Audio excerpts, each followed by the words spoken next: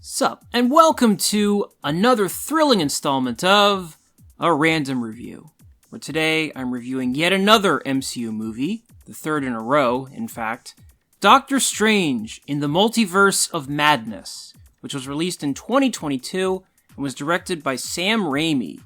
And the fact that it was directed by Sam Raimi made me very eager to see this, because Sam Raimi directed Spider-Man 1 and 2. And those are superhero movies that I put on a pedestal, Spider-Man 2 especially. Those movies basically created the superhero movie template that the MCU adopted. There were some great superhero movies before those Spider-Man movies. There were a couple good Batman movies and a couple good Superman movies. But those Spider-Man movies helped create an industry, more or less. Their DNA is in the bloodstream of all of these MCU movies, which is why it was so cool that those Spider-Man movies were adopted into the MCU as part of No Way Home, because they deserve to be a part of this.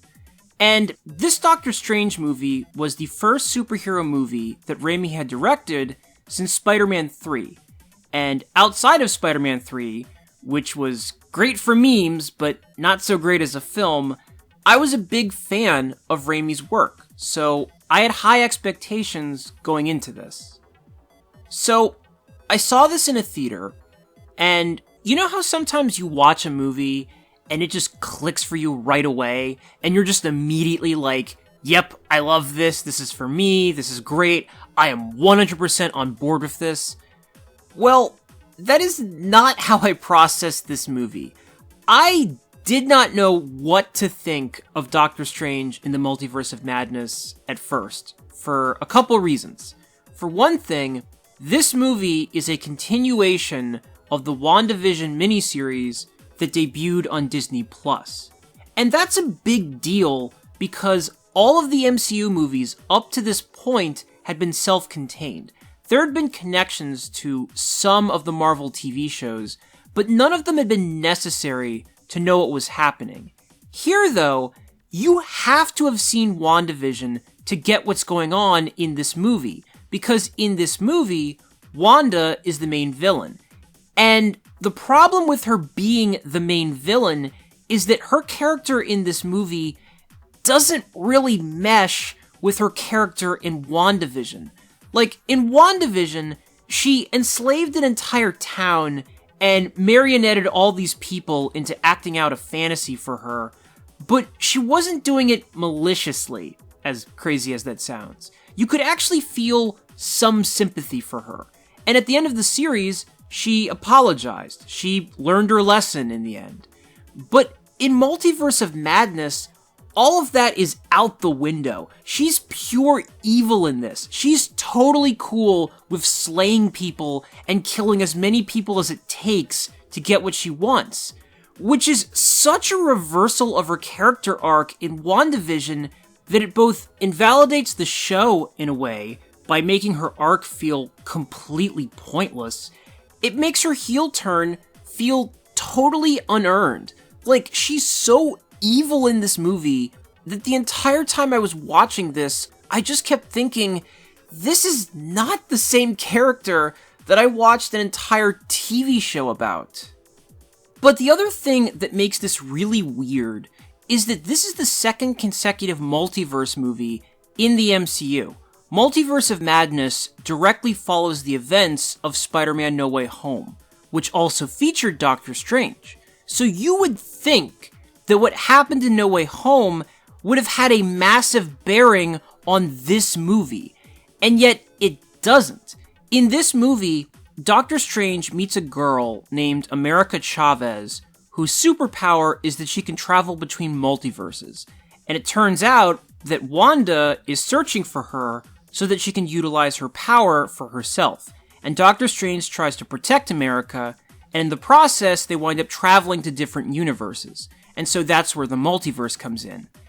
But that explanation was deeply unsatisfying to me, because the whole reason there was a multiverse in the previous MCU movie was because of a spell that Doctor Strange had cast. So you'd think that the reason Doctor Strange is now interacting with another character from another universe in this movie is again because of the effects of that spell that he cast in the last movie. But that's not the case. The events of the last MCU movie play no role in this movie. And so you're just supposed to accept that it's a total coincidence that Doctor Strange is suddenly interacting with another character from another universe one film after interacting with other characters from another universe. It's lame, honestly. That's really bad, lazy writing. It'd be like if in the movie after Endgame, they suddenly had to fight an alien who looked just like Thanos, but had absolutely nothing to do with him. And look, there are many things that you can criticize about these MCU movies. They are made for mass consumption, they are inherently flawed almost by design, while also being good and entertaining, if that makes sense. But the one thing you have to give this franchise is that these movies are usually extremely well planned out. The continuity of the MCU, up to this point, was pretty damn impeccable. But Multiverse of Madness felt discordant from the things that came before it. It doesn't thread that well with No Way Home and WandaVision. It really came off like somewhere in the production process, there was a big change of plans that occurred with this story, in which they went in a totally different direction. And that was notable to me because, again, these properties usually mesh flawlessly with each other. Like, I kept waiting for there to be one line in this movie where America Chavez was like, oh, by the way, I wouldn't have been able to get here if it wasn't for the spell that you cast in the previous movie. But it never happens. And I expect better from this series. I was pretty underwhelmed by how poorly Multiverse of Madness threads with those other properties. Like, the MCU raised the bar really, really high, and so this just does not meet up with those standards, unfortunately. So, 30 minutes go by in this movie, and Wanda is attacking everyone, and I'm sitting there in the theater, and I'm thinking, I don't know what to think of this. This has gotten off to a pretty shaky start for me. And then, Doctor Strange and America Chavez go to another universe, and they run into some alternate Marvel characters, some of whom make their MCU debuts in this movie, and Wanda follows them and starts hunting them down. And the moment that she starts going on a rampage and picking off these heroes one by one, I started to love this movie. Sam Raimi, at his core, is a horror director. He directed the Evil Dead movies, which eventually turned into Army of Darkness. And there is a part of Multiverse of Madness that is like a horror movie. I say like because this is still a Marvel movie, it's still rated PG-13, you're not seeing any gore in this, you're not seeing anything that would gross you out like it would in a typical horror movie. But what you see is still very, very different than any of the previous Marvel movies. And I found it so refreshing for Wanda to become a slasher for a bit. Because in these movies, you almost never get to see these superheroes die outside of major situations like an Avengers movie or something. You go into these movies anticipating that everything is going to be okay and everything is going to work out fine. And if it ever doesn't, it's a surprise. You never get to see heroes drop like flies in succession like you do in this movie. And so to see it happen for once, to see the movie go all the way with Wanda and make her a total psychopath, it's great. I found it thoroughly enjoyable once I got past questioning if it was natural for this character to be doing this in the first place. The Sam Raimi parts of this movie, the parts where his horror sensibilities shine through, are easily the best parts of Multiverse of Madness. The final fight scene, for example, is so creative and weird that it instantly became one of my favorite fights from the series.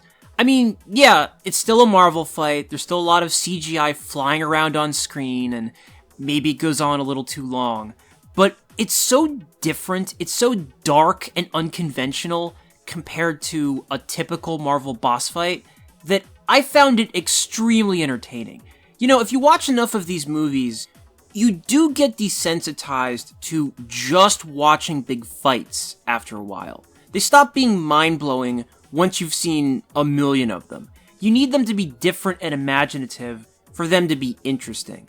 And that's what happens in this final fight. It is very much something that stands out from the final fights in all the previous MCU movies. On the production side, it's kind of a mixed bag.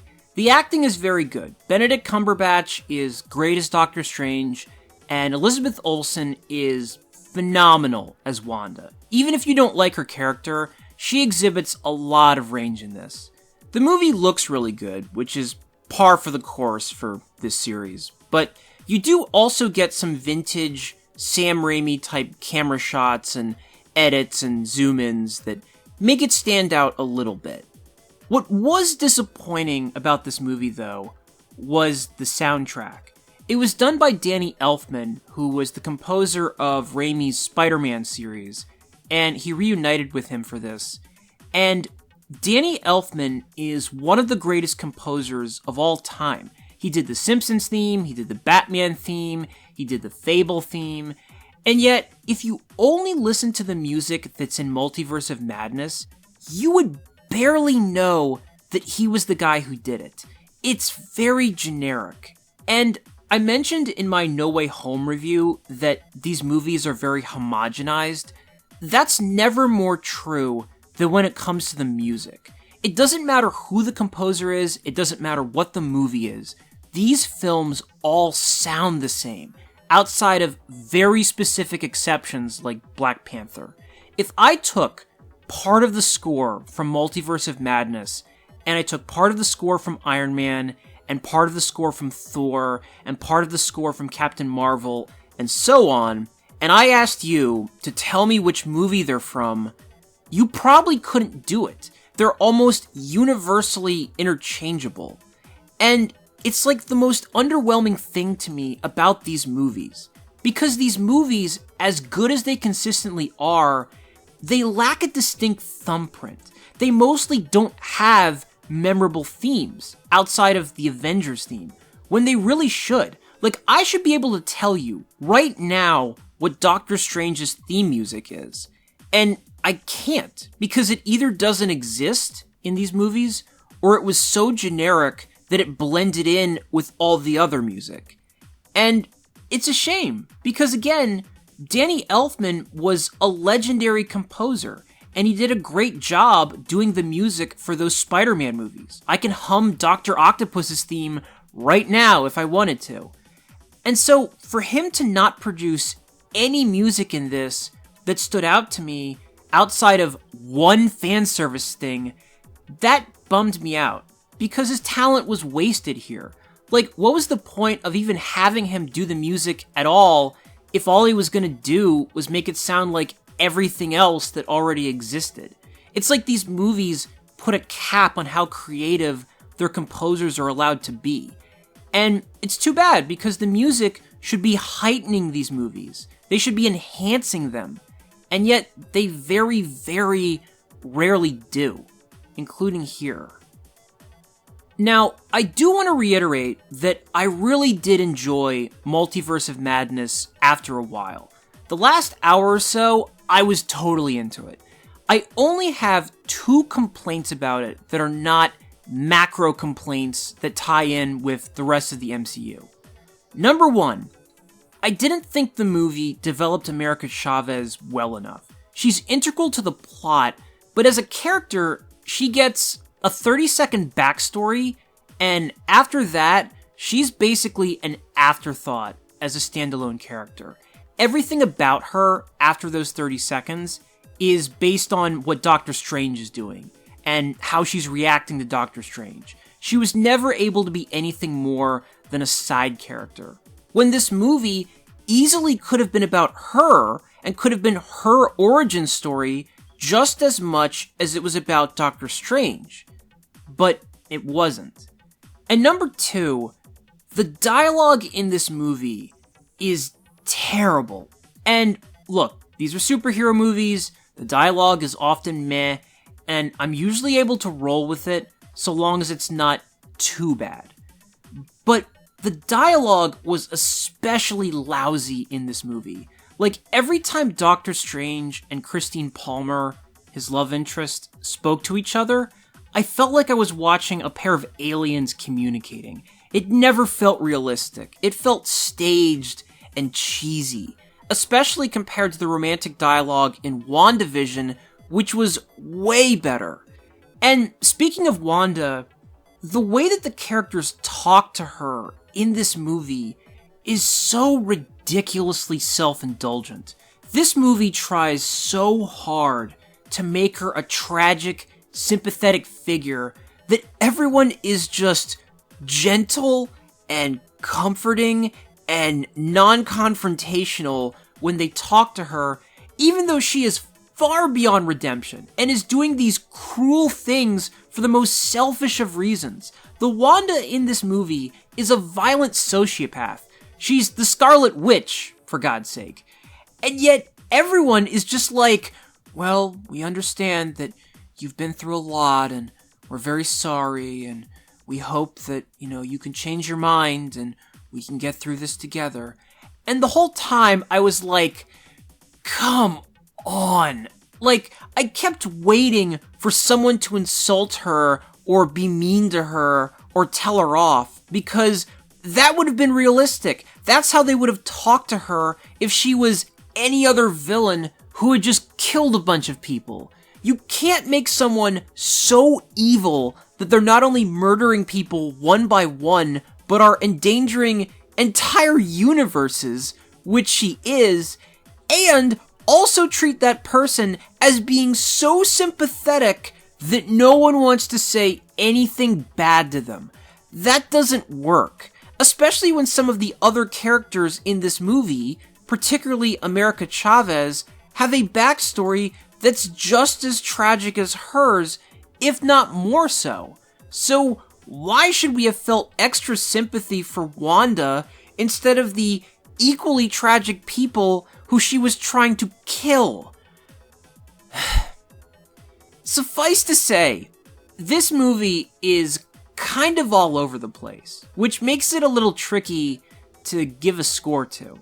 There are plenty of things that are off about Multiverse of Madness. A lot of the plot points and dialogue and character development felt very manufactured and forced, and somewhat disconnected from the rest of the series. And yet, the parts of this movie that are good, I found extremely entertaining, as in, I enjoyed them as much as any parts from any MCU movie. I liked how dark and goofy this got at points. It connected with me. And I think that if you watch this for the spectacle of it, and treat this as a standalone piece of entertainment by the guy who directed Evil Dead, I think you'll like this more than you will if you watch it as a continuation of the MCU. Because if you come at it from the latter perspective, those sloppy elements might bother you, and rightfully so.